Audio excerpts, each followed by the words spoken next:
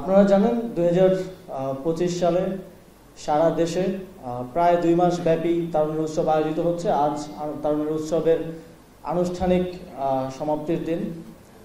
সারা দেশে 64টি জেলায় প্রত্যেকটি বিভাগ এবং উপজেলায় তারুণ্য উৎসব উপলক্ষে আয়োজিত হয়েছে এবং আদমজী ক্যান্টনমেন্ট কলেজেও সেই তারুণ্য উৎসবের একটি অংশ হিসেবে আজ আপনারা যে আয়োজন করলেন।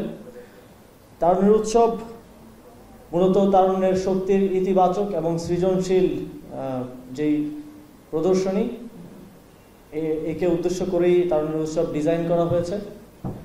আমরা জুলাই গণঅভ্যুত্থানে দেখেছি তরুণরা কিভাবে দেশের জন্য জীবন দিতে পারে।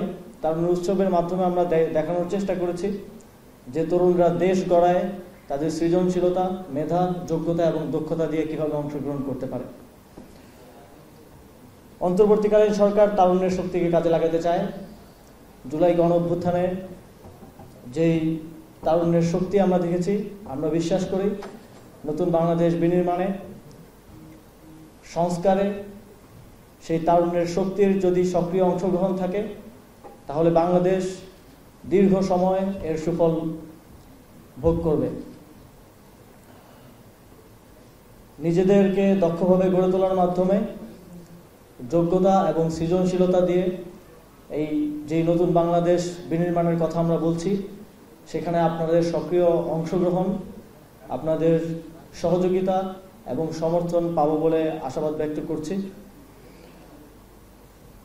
ফ্যাসিবাদ বিতাড়িত করতে ঠিক যেভাবে আপনারা রাজপথে নেমে এসেছিলেন, যেভাবে মৃত্যুকে উপেক্ষা করে বুলেটের সামনে দাঁড়িয়ে গিয়েছিলেন নতুন বাংলাদেশ বিনির্মাণের জন্য, সেভাবেই আপনারা আমাদের পাশে থাকবেন এবং আপনাদের সক্রিয় অংশগ্রহণের মাধ্যমে নতুন বাংলাদেশ বিনির্মাণকে অর্থবহ করে তুলবেন, এই প্রত্যাশা ব্যক্ত করে আমার বক্তব্য শেষ করছি। ধন্যবাদ সবাইকে।